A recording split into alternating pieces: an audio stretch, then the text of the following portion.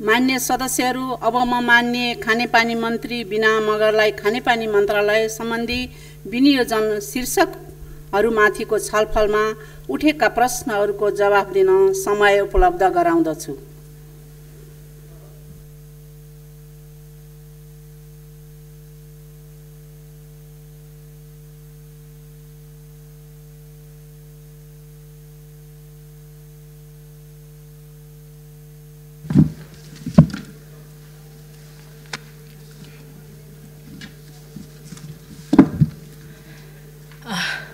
सम्माननीय अध्यक्ष महोदय, माननीय सदस्यज्यूहरू, आर्थिक वर्ष 2077-78 को विनियोजन विधेयकमाथिको छलफलको क्रममा खानेपानी मन्त्रालय अन्तर्गतको विनियोजन सम्बन्धमा आफ्नो धारणासहित महत्त्वपूर्ण सल्लाह, सुझाव तथा परामर्श दिनुहुने सम्पूर्ण माननीय ज्यूहरूमा हार्दिक धन्यवाद दिन चाहन्छु। नेपालको संविधानले खानेपानी तथा सरसफाई सेवामा पहुँचको हक र स्वच्छ वातावरणमा बाँच्न पाउने हकलाई मौलिक हकको रूपमा अंगीकार गरेको कुरा विदितै छ। संविधानको मर्मअनुसार आम नागरिकलाई भरपर्दो र सुरक्षित खानेपानी तथा सरसफाई सेवा उपलब्ध गराउन एवं यस क्षेत्रलाई प्रभावकारी रूपमा नियमन गर्न तयार गरिएको खानेपानी तथा सरसफाई विधेयक सम्मानित सदनमा छलफलको क्रममा रहेको छ र यसै अधिवेशनबाट उक्त विधेयक पारित हुनेछ भन्ने विश्वास समेत व्यक्त गर्दछु। नेपाल सरकारले तय गरेको 15औं योजना अवधिभित्र सबै जनसङ्ख्यामा खानेपानीको पहुँच पुर्याउने लक्ष्य रहेको सन्दर्भमा आगामी आर्थिक वर्षको अन्त्यसम्म करिब 94% जनतालाई आधारभूत स्तरको खानेपानी सेवामा पहुँच पुर्याउने गरी यस क्षेत्रमा बजेट विनियोजन भएको छ भने 32% जनसङ्ख्यामा मध्यम तथा उच्च स्तरको खानेपानी सेवाको पहुँच पुर्याउने लक्ष्यसहित आवश्यक बजेट विनियोजन गरी सोही अनुसार कार्यक्रम कार्यान्वयन गर्ने व्यवस्था मिलाइएको बेहोरा निवेदन गर्न चाहन्छु। सबै घरधुरीमा यस घरायासी शौचालय तथा घर नभएकाहरूको हकमा सामुदायिक तथा सार्वजनिक शौचालयको पहुँच सुनिश्चित गरी सरसफाइतर्फ नेपाल दक्षिण एसियामै पहिलो खुला दिशामुक्त राष्ट्र घोषणा भएको र सबै जनतामा आधारभूत स्तरको सरसफाई सेवा उपलब्ध भएको छ, जसको निरन्तरताका लागि स्थानीय तहहरू निरन्तर रूपमा लागिरहेको अवस्था छ। तीनै तहको सरकारको समन्वयनमा सरसफाइको दिगोपनको लागि पूर्ण सरसफाई उन्मुख कार्यक्रम सञ्चालन गर्ने योजना अघि बनाएको छ। प्रदेश सरकार र स्थानीय तहले कार्यान्वयन गर्ने योजना तथा कार्यक्रमहरूसँग दोहोरोपना नहुने गरी नेपाल सरकार मन्त्री परिषदको बैठक मिति 2076-10 गतेको निर्णय अनुसार भौगोलिक विकटतालाई समेत मध्यनजर गरी तराई क्षेत्रमा 15,000, पहाडी क्षेत्रमा 5,000 र हिमाली क्षेत्रमा 1,000 भन्दा बढी जनसङ्ख्यालाई खानेपानी सेवा पुर्याउने आयोजनाहरू यस मन्त्रालय अन्तर्गत कार्यान्वयन गर्ने र सोभन्दा साना प्रकृतिका आयोजनाहरू सम्बन्धित प्रदेश सरकार तथा स्थानीय तह मार्फत कार्यान्वयन गर्ने व्यवस्था मिलाइएको छ। सङ्घ, प्रदेश र स्थानीय तहको क्षेत्र अधिकारको विषयमा सम्मानित सदनमा विचाराधीन खानेपानी तथा सरसफाई विधेयकले गरेको व्यवस्थाले कार्यान्वयनमा सहजता ल्याउने अपेक्षा गरिएको छ। विगतदेखिका अधुरा आयोजनाहरूको सङ्ख्या धेरै रहेको तर वार्षिक बजेट विनियोजन न्यून रहने भएकोले क्रमागत आयोजनाहरूलाई आगामी आर्थिक वर्षमा पनि निरन्तरता दिएको छ, जसका कारण माननीय ज्यूहरूले अपेक्षा अनुरूपको नयाँ आयोजनाहरू धेरै प्रस्तावित नभए तापनि सकभर खानेपानीको चरम अभाव रहेको स्थानहरूलाई प्राथमिकता दिई क्षेत्रीय सन्तुलन समेत मिलाइएको छ। खानेपानीको चरम अभाव रहेका सुक्खा क्षेत्रहरूमा लक्षित जलवायु अनुकूलित बृहत खानेपानी आयोजना अन्तर्गत आगामी आर्थिक वर्षमा कार्यान्वयन हुने 30 जिल्लाका बहुवर्षीय आयोजनाहरूमध्ये मल्टी स्टेज पम्पिङ गर्नुपर्ने खालका यासोक, परकवास, हर्रे, तुनीबोटे, चौरीखोला, ढोकाडाँडा, दरौदी गोर्खा, तानसेन कालीगण्डकी र विजेश्वरी चौरजहारी खानेपानी आयोजनाहरू सम्पन्न भई 1,20,000 जनसङ्ख्यालाई स्वच्छ खानेपानी उपलब्ध गराउनेछ। नयाँ कार्यक्रम अन्तर्गत आवश्यक र मागको आधारमा जिल्ला सदरमुकामहरू, स्थानीय तहका प्रशासनिक केन्द्रहरू, पहाडी तथा दुर्गम क्षेत्रमा अवस्थित बजारहरूमा लक्षित आयोजनाहरू आगामी 3 वर्षभित्र सम्पन्न गर्ने गरी केन्द्रीय खानेपानी आयोजना अन्तर्गत कार्यान्वयन गर्न ठूला आयोजनाहरूको आवश्यकता अध्ययन सम्भाव्य आयोजनाको आयोजना बैंक तयार गरी क्रमशः कार्यान्वयन गर्दै लगिनेछ। आगामी आर्थिक वर्षदेखि नै बहुवर्षीय ठेक्कामा जाने गरी मङ्गलसेन, चौरजराई, सिमीकोट, गमगढी, महाबु, मन्थली, गौर, राजविराज, सिराहा, तुमलिङतार, माङसेबुङ लगायतका 40 जिल्लाका ठूला खानेपानी आयोजनाहरू सञ्चालन गर्ने व्यवस्था गरिएको छ।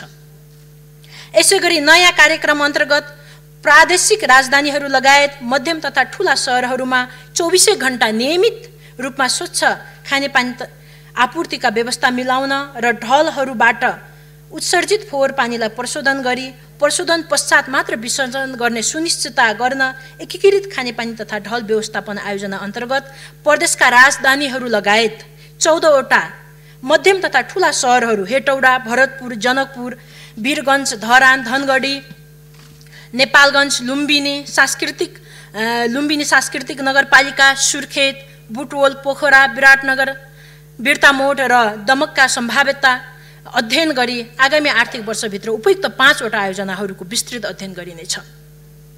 नेपाल खानेपानी संस्थान मार्फत पोखरा नगरपालिका अन्तर्गतका पोखराको खानेपानी शुद्धिकरण गरी सुधार विस्तार कार्यलाई तीव्रता दिइएका साथै बुटोलको खानेपानी प्रणालीमा स्रोत थप गरी भरपर्दो र सुरक्षित खानेपानीको प्रबन्ध मिलाउने कार्य अगाडि बढाइएको छ। विशेष गरी तराई मधेसमा जनसङ्ख्या वृद्धिको चाप, भूमिगत जल सतहको घट्दो क्रम र विद्यमान आर्सेनिक प्रदूषणले उत्पन्न समस्यालाई दिगो रूपमा समाधान गर्न महाकाली, कर्णाली, कोशी जस्ता ठूला नदीहरूमा आधारित थोक वितरण प्रणालीबाट कञ्चनपुर, कैलाली, बर्दिया, सप्तरी, सुनसरी, मोरङ लगायतका जिल्लामा खानेपानी सेवा प्रदान गर्ने आयोजनाहरूको पहिचान गरी सम्भाव्यता अध्ययन गरिनेछ र सम्भाव्य आयोजनाहरूको क्रमिक रूपमा कार्यान्वयन गरिनेछ। साथै ऊर्जा, जलस्रोत तथा सिँचाइ मन्त्रालय अन्तर्गतको समन्वयनमा भेरी बबई डाइभर्सनबाट कोलपुर र नेपालगञ्ज, सुनकोशी मरिन डाइभर्सनबाट प्रदेश नम्बर 2 का सिराहा, बारा, रौतहट, सर्लाही, महोत्तरी जिल्ला लगायतका जिल्लामा पानी प्राप्त गरी तराई मधेस क्षेत्रमा स्वच्छ र दिगो खानेपानीको सुविधा उपलब्ध गराउन आयोजना सञ्चालन गरिनेछ। तराई मधेसमा व्याप्त आर्सेनिक समस्यालाई समाधान गर्न हाल प्रदेशतर्फबाट कार्यान्वयन भइरहेका तराई मधेस खानेपानी आयोजनालाई सम्पन्न गर्न आवश्यक बजेटको व्यवस्था मिलाइनेछ। खानेपानी सेवाको पहुँच नपुगेको बस्ती पहिचान गरी देशभरिका सबै नागरिकलाई खानेपानी सेवा उपलब्ध गराउन भूसंरचना प्रणालीमा आधारित तथ्याङ्क सङ्कलन गरी सबै स्थानीय तहको खानेपानी सरसफाई तथा स्वच्छता कार्य योजना वास प्लान तयार गरिनेछ। यसको आधारमा प्रादेशिक र राष्ट्रिय खानेपानी सरसफाई तथा स्वच्छता कार्ययोजना समेत तयार गरी सोही आधारमा आगामी आर्थिक वर्षमा बजेट विनियोजन तथा कार्यक्रम सञ्चालन गर्ने व्यवस्था मिलाइने बेहोरा म सम्मानित सभालाई जानकारी गराउन चाहन्छु। तीनै तहको सरकारको समन्वयन र सहकार्यमा विकास साझेदार तथा संस्थाहरूको समेत सहयोग लिई कोभिड-19 को रोकथाम तथा नियन्त्रण गर्न तोकिएका holding centre, quarantine, isolation centre लगायतका स्थानहरूमा आवश्यकता अनुसार शौचालय, पिउने पानी साथै साबुन पानीले हात धुने व्यवस्था मिलाइनेछ। खानेपानी आपूर्ति गर्ने विभिन्न सेवा प्रदायकहरू मार्फत कोभिड-19 को महामारीको बावजुद पनि आपूर्ति व्यवस्थालाई सहज र सर्वसुलभ तुल्याउन अधिकतम प्रयास गरिएको छ। साथै हाम्रो सामु सन्निकट रहेको मनसुनको समयमा बाढी पहिरोजन्य जोखिमबाट उत्पन्न विपदको सामना गर्न सबै सरकारवालाहरूसँग आवश्यक क्षेत्रगत समन्वयन गरी स्वच्छ खानेपानीको आपूर्ति गराउन तीनै तहको सरकारको समन्वयनमा विपद पूर्ण तयारी तथा प्रतिकार्य आयोजना समेत बनाई प्रभावकारी रूपमा कार्यान्वयन गरिनेछ। मेलम्ची खानेपानी आयोजना कार्यान्वयनको क्रममा भूकम्प समय समयमा समाधान गर्नुपर्ने विभिन्न खाले अवरोध, निर्माण मजदुर र कर्मचारीहरूको आन्दोलन, पटक पटक ठेक्का तोड्नु पर्ने बाध्यात्मक अवस्था तथा हालको कोभिड-19 को प्रकोप लगायतका कठिनाइका बावजुद पनि आयोजनाको प्रथम चरणको कार्यलाई तीव्रता दिई चालु आर्थिक वर्षभित्र आयोजनाको आधारभूत कार्य सम्पन्न गरी पानी पथान्तरण गरिने र आगामी आर्थिक वर्षको सुरु अवधिमा काठमाडौँ उपत्यकामा पानी वितरण गर्ने गरी काम भइरहेको छ। अनगिन्ती चुनौतीका बावजुद पनि मेलम्ची आयोजनाको उद्घाटन गर्ने तयारीमा रहेको जानकारी यस सम्मानित सभालाई जानकारी गराउन पाउँदा गौरवान्वित छु। त्यो दिन नेपाल र सम्पूर्ण नेपालीका लागि गौरवको दिन हुनेछ। तसर्थ नेपालको संविधानले परिकल्पना गरे अनुसार नेपाल सरकारले लिएको लक्ष्य पूरा गर्न र नेपाल सरकारले अन्तर्राष्ट्रिय जगतमा समेत प्रतिबद्धता जनाए अनुसार दिगो विकास लक्ष्य हासिल गर्न खानेपानी मन्त्रालय क्रियाशील रहेको र यस क्रममा सदाझै माननीय ज्यूहरूको अमूल्य सल्लाह सुझाव र परामर्शका लागि हार्दिक अनुरोध गर्दै आफ्नो विषय यही अन्त्य गर्छु। हस्त धन्यवाद। मान्य सदस्यहरू, मान्य खानेपानी मन्त्री बिना मगरले दिनुभएको जवाफका सम्बन्धमा स्पष्टीकरण माग गर्न चाहनुहुने मान्य सदस्यहरूलाई समय उपलब्ध गराउँछु। विनियोजन विधेयक अन्तर्गत सम्बन्धित मन्त्रालयको विनियोजन शीर्षकहरूमाथिको छलफलमा भाग लिनुभएका मान्य सदस्यहरूले मात्र स्पष्टीकरण माग गर्न पाउनुहुने बेहोरा जानकारी गराउँदछु। स्पष्टीकरण माग गर्न चाहनुहुने प्रत्येक मान्य सदस्यलाई 1 मिनेटको समय निर्धारण गरेको छु। माननीय अनिता देवकोटा। सम्माननीय अध्यक्षज्यू मार्फत मन्त्रीज्यूलाई प्रश्न गर्न चाहन्छु। विभिन्न बहानाबाजी गरेर मेलम्चीको पानी साँच्चै कहिले आउने हो? यहाँले पटक पटक यो खानेपानीको बजेटमा पटक पटक भनिसक्नु भएको छ आगामी वर्ष। त्यो आगामी वर्ष कहिले हो भनेर म प्रश्न गर्न चाहन्छु। त्यसै गरी संविधानको मौलिक हकमा त खानेपानीको व्यवस्था भयो। संविधानको धारा हेर्ने कि घरको धारामा पनि स्वच्छ पानी आउने हो के हो भनेर म प्रश्न गर्न चाहन्छु। अहिले क्वारेन्टाइनमा खानेपानीको व्यवस्था छैन। साबुन पानीले हात धुने भन्छ, हात धुने पानीको व्यवस्था छैन। अनि 1 वर्षपछि क्वारेन्टाइनमा बल्ल पानी पुर्याउने के हो मन्त्रीज्यू? म प्रश्न गर्न चाहन्छु। माननीय प्रकाश पन्त।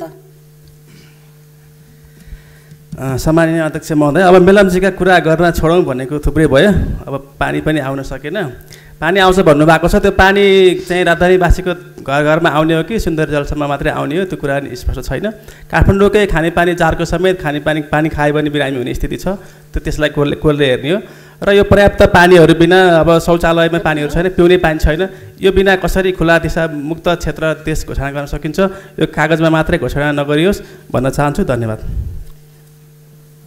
माननीय सदस्यहरू, अब म मान्य सदस्यहरूले सोध्नुभएको स्पष्टीकरणका सम्बन्धमा प्रश्न पार्न मान्य खानेपानी मन्त्री बिना मगरलाई समय उपलब्ध गराउँदछु।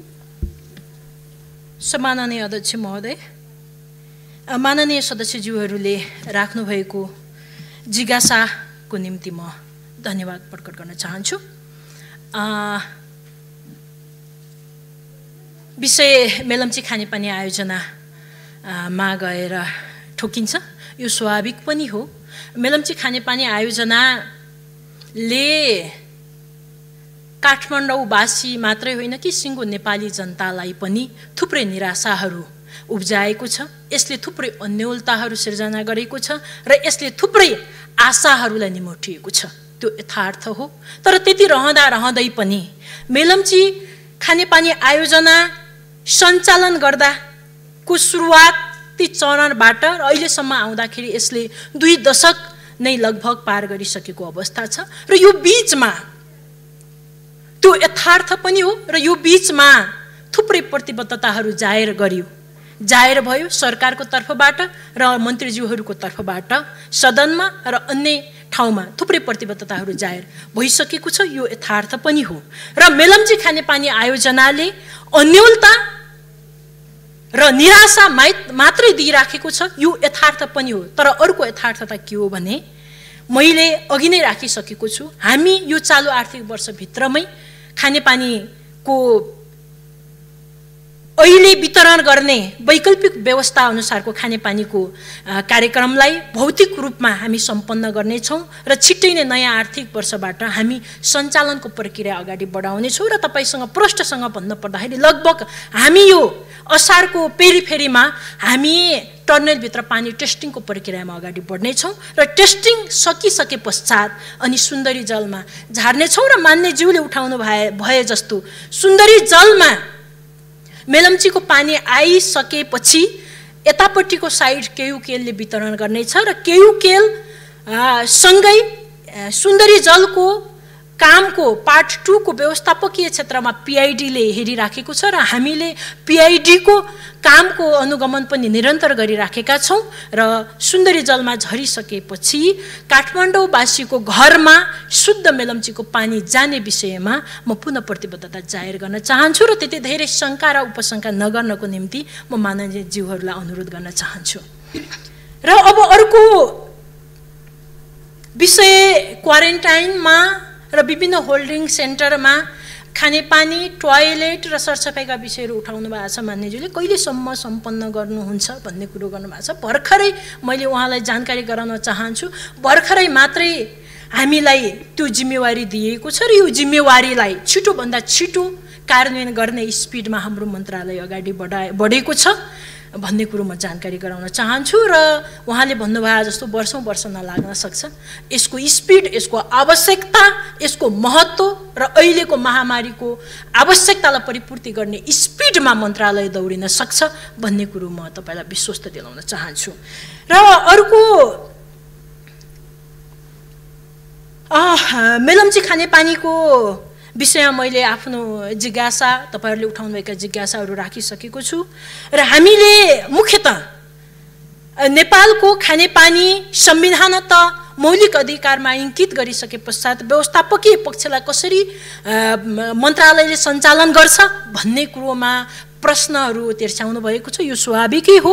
हामीले मौलिक अधिकारमा संविधानता दर्ज गरिसकेपछि यसका व्यवस्थापकीय पक्षमा हामीले निकै महत्त्वका साथ हामीले दीर्घकालीन योजना बनाएका छौँ। हामीले देशैभरिको स्थानीय तहहरू, सबै स्थानीय तहहरूको र प्रदेश सरकार र सङ्घको सरकारको सहकार्यमा हामीले सबैभन्दा पहिला वास प्लान बनाउँछौँ खानेपानी र सरसफाइको सेक्टरमा र त्यो वास प्लानले हामीलाई देशैभरिका स्थानीय तहहरूमा, देशैभरिका गाउँ बस्तीहरूमा कतिवटा आयोजना आवश्यकता पर्छ र ती आयोजनाका मुहान कहाँ हो, त्यसको न्यूनतम लागत के हो भन्ने डाटा समेत पनि हामी कलेक्सन गर्छौँ र त्यो आधारमा त्यो स्थानीय तहले सञ्चालन गर्ने हो कि, त्यो प्रदेशले कार्यान्वयन गर्ने हो कि, निर्माण गर्ने हो कि, त्यो सङ्घले अर्थात् केन्द्रीय सरकारले निर्माण गर्ने हो भन्ने कुरोको डिक्लेयर हुन्छ र हामीले देशैभरिको अहिलेको संविधान त इङ्कित मौलिक अधिकारको मर्मलाई आत्मसात गर्दै देशैभरिको खानेपानी र सरसफाइको वास प्लान बनाउँदैछौँ र त्यो वास प्लानको आधारमा हामी अगाडि बढ्नेछौँ र सदनमा र मान्यज्यूहरूले उठाउनुहुने सधैँभरि पहुँचको आधारमा मात्रै खानेपानी जाने गरेको छ। पहुँच र त्यहाँ चाहिँ एक्सेसको आधारमा अर्थात् त्यहाँ निरन्तर योजना माग्न जानेको आधारमा मात्रै योजनाहरू केन्द्रित भएको छ। तर जो सिंहदरबार धाउन सक्दैन, जो मन्त्रालय धाउन सक्दैन, जो सम्बन्धित निकायमा धाउन सक्दैन, उहाँहरूको योजना सम्बोधन भएको छैन। ती गाउँ बस्तीहरूमा खानेपानीको अभाव जिउका तिउ छ, त्यसलाई सम्बोधन गर्न सकिएको छैन। पहुँचको आधारमा निर्माण हुने योजनाको अन्त्य गरिनुपर्छ भन्ने मान्यज्यूहरूको प्रश्नको भाव अस्ति मैले पाएको थियो र हामीले त्यही भावलाई सधैँभरि सिंहदरबार धाइरहने, खानेपानीको लागि धाइरहने निरन्तरताको अन्त्य गर्नको लागि हामीले वास प्लान निर्माण गर्दैछौँ। यसले देशैभरिको खानेपानीको सेक्टरमा मास्टर प्लान बनाउँछ र त्यो मास्टर प्लानको आधारमा अहिलेको सरकार र भोलि आउने सरकारहरू पनि निरन्तर अगाडि बढ्नेछ र कुनै पनि मान्यज्यूहरू, कुनै पनि जनताहरू सिंहदरबारसम्म आएर खानेपानीको योजना मागिरहन पर्दैन। हामीले अलरेडी आवश्यकताको पहिचान गरेर योजना निर्माण गर्छौँ भन्ने कुरो म यहाँ अवगत गराउन चाहन्छु। र अर्को, हामीले हिमाल र पहाडी सेक्टरमा जुन र तराईमा जुन जनसङ्ख्याको क्राइटेरिया तोकिएको छ, 5,000 र 15,000 भनेर जसरी क्राइटेरिया तोकिएको छ, यसमा माननीयज्यूहरूको निकै ठुलो आपत्ति नीतिगत रूपमा खानेपानी मन्त्रालयले गरेको यो निर्णयमा अथवा मन्त्री परिषदले गरेको यो निर्णयमा माननीयज्यूहरूले जुन जिज्ञासा र आपत्ति प्रकट गर्नुभएको छ, म यति मात्रै प्रतिबद्धता जाहेर गर्न चाहन्छु कि अहिले हामीले ल्याउने खानेपानी विधेयकसम्म आउने ऐनले यी सबै कुराको अन्त्य गर्नेछ। हामीले त्यहाँ व्यापक छलफल गरेर ल्याएका छौँ भन्ने विषय म यहाँ जानकारी गराउन चाहन्छु र प्रश्नको निम्ति धन्यवाद दिँदै आफ्नो तपाईहरूको प्रश्नमाथि उठेको जिज्ञासालाई यही अन्त्य गर्छु। हस्त धन्यवाद। मान्य सदस्यहरू, खानेपानी मन्त्रालय सम्बन्धी विनियोजन शीर्षकमाथिको छलफल यही समाप्त हुन्छ।